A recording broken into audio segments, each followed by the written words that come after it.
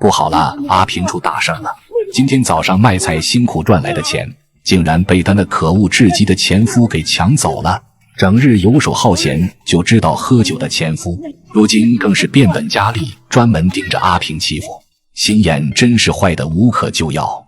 今天早上醒来的阿平就开始谋划着如何赚钱了。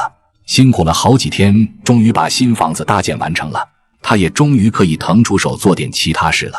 本来打算把房子四周的墙壁安装一下，可一想到自己手里兜里没有1分钱，因为上次好不容易攒下的钱被前夫给偷走了，而且自己已经怀孕了好几个月，还没有时间没有钱跟孩子做一些产检。于是阿平便打算去山里找些东西拿去市场卖。阿平来到了经常采集蔬菜的后山，他看到了一些长势非常好的野菜，这些野菜长着嫩嫩的绿芽，如果这个时候摘取去买，阿平肯定能收获不少钱。说干就干，阿平便一颗颗的精挑细选起来。经过阿平不停的努力，终于摘了满满一箩筐。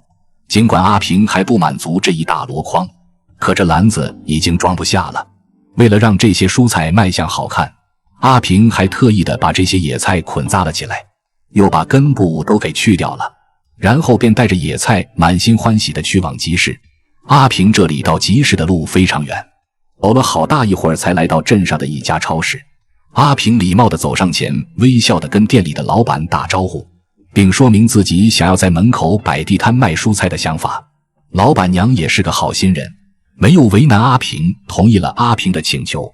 阿平很感激，为了表示感谢，又从老板娘那里买了一些编织袋，还有一些装野菜的塑料袋。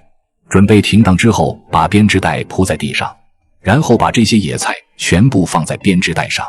阿平带着紧张又期待的心情坐在一旁静静等待，希望阿平今天采摘的野菜能大卖。可能是阿平来得太早了，阿平等了好长时间也没有见有顾客光顾。就在阿平心情有些失落的时候，突然来了一位很给力的大哥。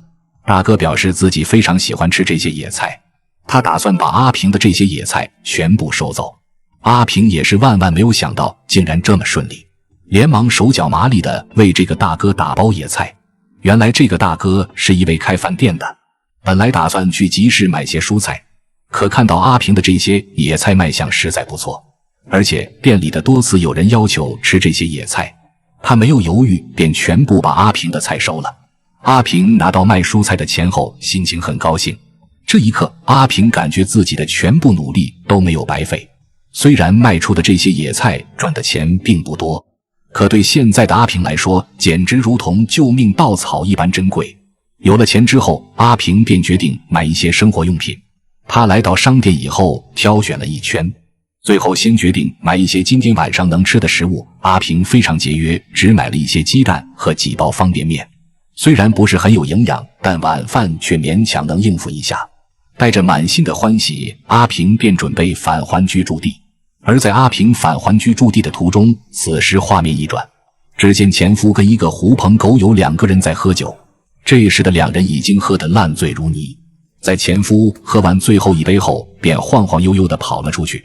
好巧不巧，阿平这时候刚好也走过来，2个人竟然在这个时候碰在了一起。前夫看阿平就像发现了猎物一样，急忙打算动手向阿平要钱，让阿平把钱全部交出来，自己要花钱买酒。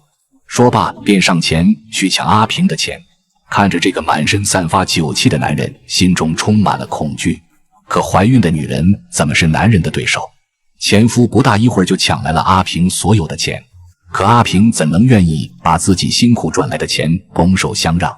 他还想上前争取一下，没想到可恶的前夫却突然捡起地上的棍子，朝着阿平打了过来。阿平担心被这个没心没肺的人伤害，便放弃了拿回自己钱的想法，跑开了。阿平蹲在地上无奈地哭泣，前夫真是一个丧心病狂的人，妻子被他赶出来了，可肚中的孩子也是他的，不敢想象他是如何做到这么狠心的。希望阿平能赶紧拿起法律的武器，捍卫自己的安全。心情平复了之后，慢悠悠地回到了庇护所。由于今天买了一些方便面和鸡蛋，准备简单的煮一些方便面来吃。在庇护所旁边升起了火，接了点山泉水后，便把锅放在火上开始烧水了。阿平目前的生活充满了困难和挑战，但我们相信阿平一定不会被命运所击倒。为了孩子，他一定能走出这片黑暗。让我们持续关爱阿平，一起为他加油打气。